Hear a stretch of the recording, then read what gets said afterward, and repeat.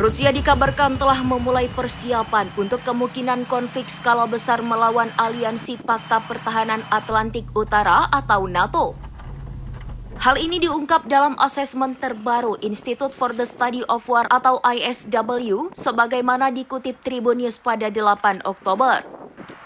Pernyataan ISW tersebut merujuk pada tuduhan yang dilontarkan oleh intelijen militer Rusia atau SVR terhadap Inggris. SVR menuduh London sedang merencanakan operasi sabotase.